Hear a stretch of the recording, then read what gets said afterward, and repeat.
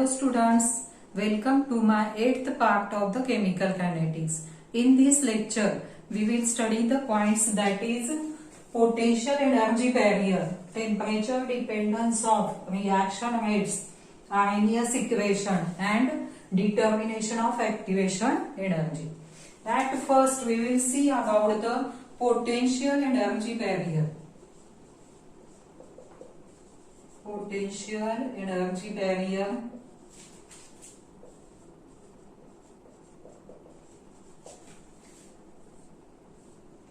thus to know about the potential energy barrier, consider the reaction that is A plus Cb gives AB plus C. AB plus C या reaction मध्ये काय झालेलं आहे तर during the course of collision, new bond AB is formed and at the same time CB bond breaks. AB bond is formed and CB bond is breaks. And a configuration is formed. याच्या वेळी reaction होत असताना A plus BC reaction होत असताना काय झालं, नवीन bond AB तयार झालेला आणि CB ब्रेक झालेला आहे आणि त्यामध्ये एक configuration is formed in which all the 3 atoms are weakly linked together. आणि त्यानंतर मग काय होतंय, पूर्ण AB बॉन्ड तयार होतो, म्हणजे प्रॉडक्ट तयार होतात. मग AB बॉन्ड तयार होतो आणि C सेपरेट होतो. पण हे जे कॉन्फिगरेशन आहे, a configuration is formed in which all the 3 atoms are weakly linked together. This configuration is called as activated complex. Activated complex or transition state. A configuration of atoms in which all the 3 atoms are weakly linked together. This is called as activated complex or transition state. And to achieve this configuration, हे configuration या atom ना achieve करण्यासाठी, to achieve this configuration, atoms need to gain energy. Atom ना energy घ्यावी लागते हे configuration achieve करण्यासाठी. And this energy comes from the kinetic energy. This energy comes from the kinetic energy of reacting molecule or colliding molecule. He energy हे configuration achieve करण्यासाठी जी energy घ्यावी लागते ती एनर्जी त्यांना कुठून मिळते, कोलायडिंग मॉलिक्यूलच्या कायनेटिक एनर्जीमुळे. ती एनर्जी म्हणजे कोणती एनर्जी असते, कोलायडिंग मॉलिक्यूलची कायनेटिक एनर्जी.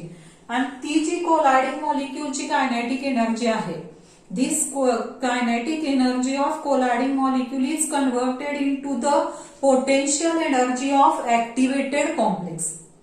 त्या kinetic एनर्जीचं कन्व्हर्शन कशात होतंय, potential energy of activated complex.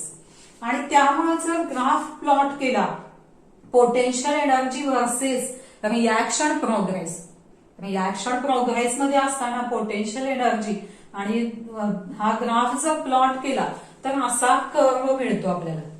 यामध्ये या कर्व मध्ये काय दिसून येतं तर ट्रान्झिशन स्टेट, इथं ट्रान्झिशन स्टेट किंवा ऍक्टिव्हेटेड कॉम्प्लेक्स याची एनर्जी काय आहे, transition state of activated complex have higher energy than reactant and product. This transition state have higher energy than reactant and product. And therefore each reactant molecule must climb and overcome this barrier. म्हणजेच इथं काय आहे, this barrier is exist. हा एक प्रकारचा काय आहे, barrier exist आहे between reactant and product. Thus a sort of barrier exists between reactant and product. And therefore each reactant molecule climb up and overcome this barrier before converted into product. प्रत्येक रिएक्टंटला product मध्ये convert होण्यासाठी हा barrier climb करून तो overcome करावा लागतो, तरच त्या रिॲक्टंटचं कन्व्हर्शन कशामध्ये होऊ शकतं, प्रॉडक्टमध्ये. आणि या बॅरियरची जी हाईट असते, height of this barrier is the EA that is activation energy. Height of this barrier is activation energy. आणि यावरूनच काय आपल्याला लक्षात येतं तर दस reactant molecule should possesses energy greater than activation energy to convert into the product. प्रत्येक बघा रिॲक्टंटचं प्रॉडक्ट मध्ये त्यामुळे कन्व्हर्शन होण्यासाठी रिॲक्टंट मॉलिक्यूल कडे ऍक्टिव्हेशन एनर्जी इतकी किंवा त्यापेक्षा जास्त एनर्जी असली पाहिजे. आणि त्यामुळं the fraction of molecules that possesses energy greater than activation energy is fraction of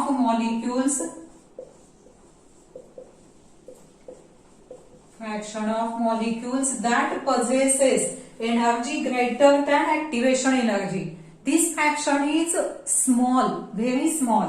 हा जो म्हणजे रिॲक्टंट मॉलिक्यूलचा ऍक्टिव्हेशन एनर्जी पेक्षा जास्त एनर्जी असलेला फ्रॅक्शन हा अगदी कमी असतो. आणि तो कशाने दाखवला जातो, F is equal to E⁻⁻⁸RT. आणि त्यामुळे हा फ्रॅक्शन कमी असल्यामुळं only few collisions lead to the formation of product. त्यामुळे अगदी कमी कोलिजन्स कशामध्ये कन्व्हर्शन होतं, प्रॉडक्टमध्ये. आणखी दुसरी, this number is again reduced by the orientation requirement. बघा मॉलिक्यूल, रिॲक्टंट मॉलिक्यूलचा असा फ्रॅक्शन ज्यांच्याकडे ऍक्टिव्हेशन एनर्जीपेक्षा जास्त एनर्जी आहे तो फ्रॅक्शन अगदी कमीच असतो. त्यामुळे अगदी कमी कोलिजन्स होऊन प्रॉडक्ट तयार होतात. तो आणखी कमी कशामुळे होतं तर दुसरी जी रिक्वायरमेंट आहे ओरिएंटेशन, प्रॉपर ओरिएंटेशन असेल तरच काय होणार, प्रॉपर ओरिएंटेशन असेल तर प्रॉडक्ट तयार होतं. आणि त्यामुळं रिॲक्टंटचे प्रॉडक्ट अगदी कमी प्रमाणात तयार होतात या अशा रिक्वायरमेंट्समुळे. This is about the potential energy barrier. Then we will see the next point that is temperature dependence of reaction rate.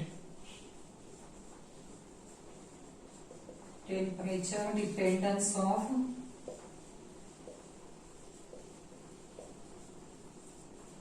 Reaction rate. यामध्ये आपण काय बघायचंय, graphical description of reaction rate बघायचंय. आता it has been found that rate of reaction increases with increase of temperature. आपल्या everyday life मध्ये पण खूप रिॲक्शन अशा होतात, जेवढं आपण टेम्परेचर वाढवेल तेवढं रिॲक्शनचा रेट वाढत जातो. आणि त्यामुळंच average kinetic energy is directly proportional to the temperature. Average kinetic energy of molecule is directly proportional to temperature. That is, as temperature increases, kinetic energy of molecule increases and thus rate of reaction increases. जेवढं temperature वाढेल तेवढं मॉलिक्यूलची kinetic energy वाढते आणि त्यामुळे रिॲक्शनचा rate वाढत जातो. तसंच आपण कोलिजन थिअरीनुसार सुद्धा बघितलेलं आहे. According to collision theory, bimolecular reaction occurs when properly oriented molecules possesses sufficient kinetic energy. कधी कोलिजन थिअरीनुसार बायमॉलिक्युलर रिॲक्शन होण्यासाठी जे मॉलिक्यूल आहेत, प्रॉपरली ओरिएंटेड मॉलिक्यूल आहेत, त्यांच्याकडे कायनेटिक एनर्जी सुद्धा सफिशियंट पाहिजे. म्हणजे किती पाहिजे ती, ऍक्टिव्हेशन एनर्जी इतकी किंवा त्यापेक्षा जास्त त्यांच्याकडे कायनेटिक एनर्जी असेल तर बायमॉलिक्युलर रिॲक्शन होते. आणि प्रत्येक टेम्परेचरला at any given temperature a definite fraction of molecules have such type of energy that is greater than activation energy.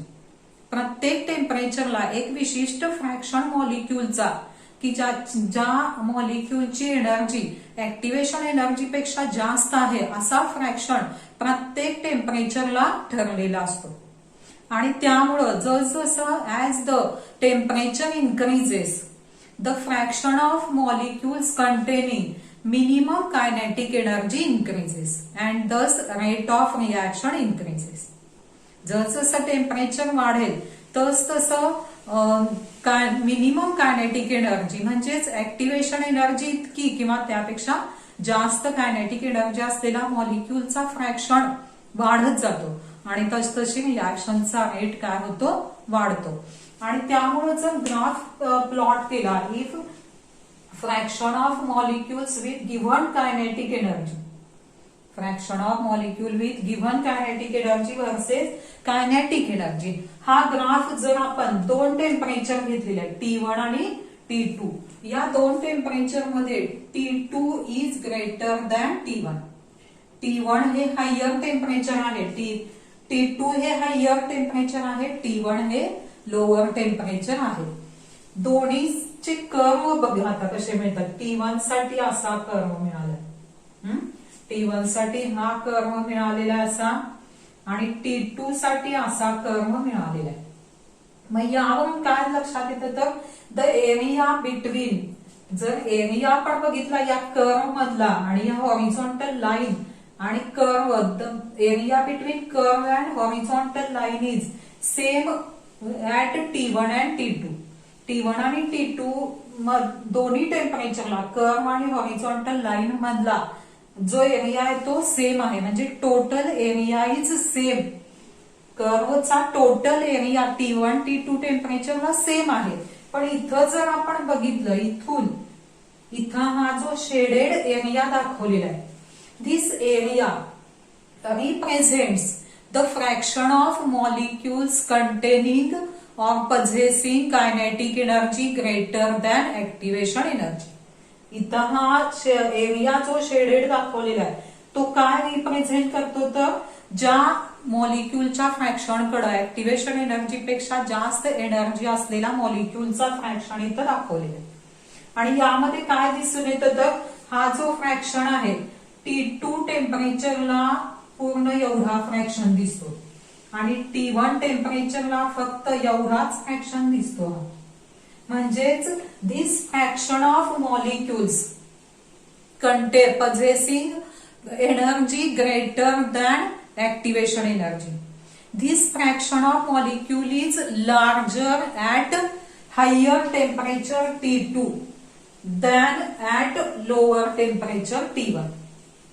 बघा T2 टेम्परेचर हायर आहे, T1 लोअर टेम्परेचर आहे आणि ऍक्टिव्हेशन एनर्जी पेक्षा जास्त एनर्जी असलेला मॉलिक्युलचा फ्रॅक्शन जो आहे तो T2 टेम्परेचरला जास्त आहे, T1 ला कमी आहे आणि T2 हे हायर टेम्परेचर आहे.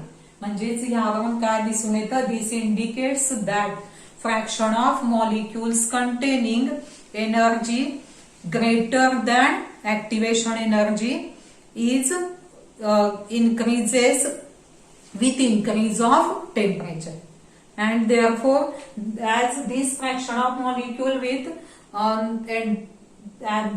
fraction of molecule कशाबरोबर इन्क्रीज होतो हा जसं आपण टेम्परेचर वाढवेल तसं, म्हणजेच हायर टेम्परेचरला तो जास्त असतो. दस as temperature increases the fraction of molecule containing energy exceed than EA increases and thus rate of reaction increases. आणि त्यामुळे जसं टेम्परेचर वाढेल तसं as temperature increases rate of reaction increases. असं आपल्याला हे ग्राफिकली एक्सप्लेन करता येतं, temperature dependence of reaction rate. See the next point, that is Arrhenius equation. Arrhenius equation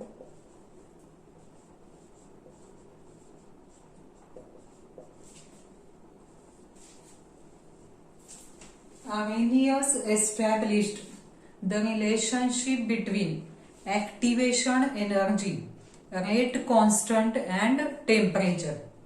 Arrhenius established the relationship between activation energy, rate constant, and temperature. Arrhenius also suggested that the rate of reaction varies with the temperature, and this is given by the equation that is K is equal to A E raised to minus EA upon RT, and this equation is called as Arrhenius equation.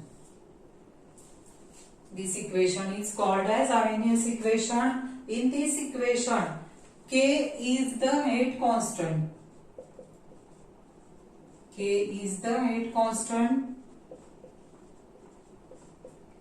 EA is the activation energy or energy of activation. Activation energy. R is the molar gas constant. Molar gas constant. And T is temperature in Kelvin. Temperature in Kelvin. And A is the pre-exponential factor. Pre-exponential factor. And this factor, pre-exponential factor, has same unit as K for the first order reaction. First order reaction साठी A चा आणि K चा unit same असतं. And this A, pre-exponential factor, is related to the frequency of collision. It is related to the frequency of collision. आता त्यानंतर हे जे Arrhenius equation आहे, this equation also indicates that, या इक्वेशन वरून आणखी काय इंडिकेट होतं तर larger the value of EA, larger the value of EA, smaller is the rate constant and slower is the reaction rate. EA ची value जर larger असेल तर त्यावेळी काय ना K ची व्हॅल्यू स्मॉल येते आणि तेवढा रिएक्शनचा रेट काय असतो, स्लो असतो. आणि ह्या इक्वेशन वरून this equation also gives the relationship between temperature and rate of reaction. This equation also gives the temperature dependence of rate of reaction. मग टेम्परेचरवर आणि आपल्याला माहितीये जर जसं टेम्परेचर इन्क्रीज होईल तस तसं रिएक्शनचा रेट वाढतो. ते या इक्वेशन वरून सुद्धा एक्सप्लेन करता येतं. या इक्वेशन वरून जर आपण बघितलं as T increases, as T increases, T जेवढं टेम्परेचर जेवढं वाढेल तेवढं काय होणार, EA upon RT decreases. EA upon RT decrease होणार, minus EA upon RT increase होणार, minus EA upon RT increases. आणि त्यामुळं K इन्क्रीज होणार, minus EA upon RT increase, K increases. आणि K जेवढा रेट कॉन्स्टंट जेवढा जास्त तेवढा rate of reaction increases, rate of reaction increases. बघा असं Arrhenius इक्वेशन वरून सुद्धा एक्सप्लेन होतं की as temperature increases EA upon RT decreases, minus EA upon RT increase होणार, K इन्क्रीज होणार, रिएक्शनचा रेट इन्क्रीज होणार. Thus as temperature increases, the rate of reaction increases. हे Arrhenius equation वरून सुद्धा एक्सप्लेन होतं. Then we will see the point that is graphical determination of activation energy.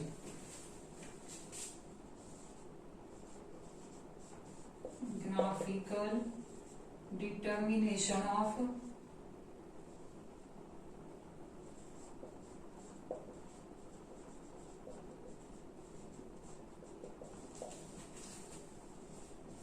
activation energy.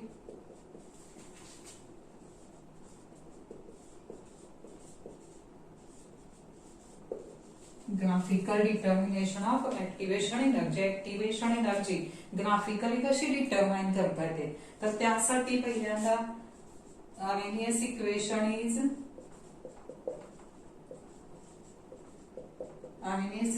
कसं आहे, K is equal to A E raised to minus E upon RT. By taking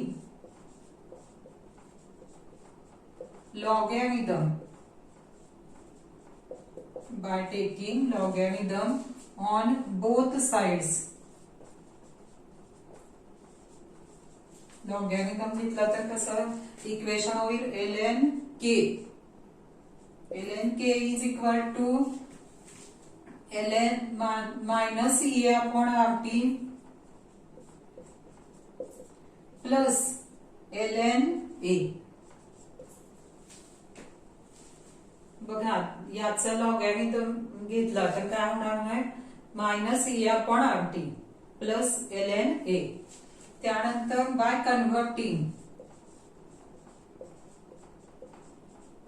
converting natural base, या natural बेसचं conversion that is log to the base E चं conversion कशात करायचं, to base 10 मध्ये जर केलं तर आपण काय लिहू शकतो, वी राईट कोणतं इक्वेशन तयार होणार, मग यापासून कितीनं multiply, log to the base 10 मध्ये केलं तर 2.303 न मल्टिप्लाय करावं लागेल. त्यामुळे हे इक्वेशन कसं मिळेल, log to the base 10k is equal to minus EA upon 2.303 RT. Minus sign असल्यामुळं 2.303 काय येणार, डिनॉमिनेटरला येणार, त्यामुळे असं इक्वेशन मिळेल. Plus log to the base 10a, log to the base 10a, किंवा काय लिहिता येईल आपल्याला, log to the base 10k is equal to minus EA upon 2.303 into 1/t plus log to the base 10a. And this equation is in the form of straight line equation मध्ये equation मिळाले. कसं मिळाले बघा, y is equal to m x plus c. y is equal to mx plus c या form मध्ये हे मिळालं. मग आता जर ग्राफ प्लॉट केला, if the log to the base 10k on y-axis, log to the base 10k on y-axis is plotted against 1/t on x-axis, then the straight line मिळणार आपल्याला, straight line intersecting on y-axis is obtained, and this value of intercept is log to the base 10a, and slope of this graph is equal to काय मिळेल, minus EA upon 2.303, minus EA upon 2.303. आणि यावरून आपण activation energy काढू शकतो. दस from value of slope the activation energy can be determined. असं graphically activation energy काय करता येते, डिटरमाइन करता येते. त्यानंतर आपण काय करायचंय, पुढचा पॉइंट कोणता बघायचा आहे, डिटर्मिनेशन ऑफ ऍक्टिव्हेशन एनर्जी.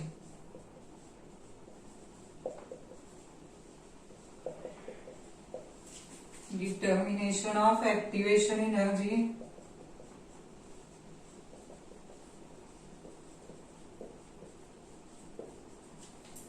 आता यामध्ये आपण काय करायचंय, तर आर्हेनियसचं जे इक्वेशन आहे ते दोन वेगवेगळ्या टेम्परेचर साठी लिहायचे आणि त्यांची सबस्ट्रॅक्शन जर केली तर जे इक्वेशन आपल्याला मिळतं त्या इक्वेशन वरून आपण काय डिटरमाइन करू शकतो, ऍक्टिव्हेशन एनर्जी. त्यासाठी पहिल्यांदा आर्हेनियसचे इक्वेशन लिहूया.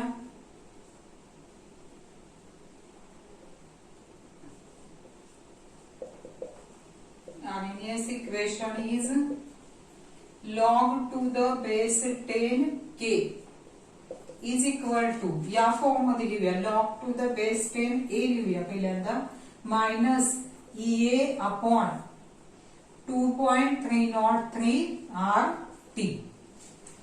And this equation at two different temperatures.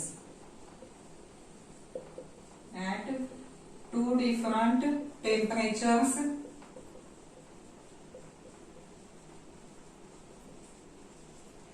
T1 and T2 साठी लिहिलं तर इक्वेशन कसं होणार बघा, log to the base 10 T1 temperature ला rate constant K1 is equal to log to the base 10A minus EA upon 2.303 RT1. हे equation number 1 consider करूया. त्यानंतर log to the base 10 K2 is equal to log to the base 10A minus EA upon 2.303 RT2. आणि 2 नंबरचे equation subtracting equation 1 from equation 2. Subtracting equation 1 from equation 2 we get कसं equation मिळेल बघा, log to the base 10 K2 minus log to the base 10 K1 is equal to log to the base 10 A cancel होणार, त्यामुळे काय होणार, minus EA upon 2.303 RT2 minus minus minus plus होणार, ते minus minus plus होणार, plus EA upon 2.303 RT1. आता या साइडला log to the base 10 K2 minus log to the base 10 K1 म्हणजेच काय होणार, K2 upon K1 is equal to, यामध्ये जर कॉमन काढलं आपण EA अपॉन 2.303 कॉमन काढलं तर कसं इक्वेशन मिळेल, EA अपॉन 2.303 R आणि ब्रॅकेट मध्ये काय होणार, minus 1 upon T2 plus 1 upon T1 असं होणार. म्हणजेच ते कसं लिहिता येईल, 1 upon T1 minus 1 upon T2. आणि हे जर सॉल्व्ह केलं तर आपल्याला इक्वेशन कसं मिळेल बघा, therefore log to the base 10 K2 upon K1 is equal to EA upon 2.303 R bracket मध्ये काय होणार, T2 बेस जर सेम करून घ्यायचं असेल तर काय होणार, T2 minus T1 upon T1 T2. अशा पद्धतीनं दोन वेगवेगळ्या टेम्परेचरला आर्हेनियसचे इक्वेशन जर आपण सबस्ट्रॅक्ट केलं तर हे इक्वेशन मिळणार. आणि यावरून जर आपल्याला if the value of K1 at temperature T1 is known and if value of K2 at temperature T2 is known and gas constant ची व्हॅल्यू तर माहित असते, त्यावरून काय डिटरमाइन करता येतं, thus activation energy can be determined.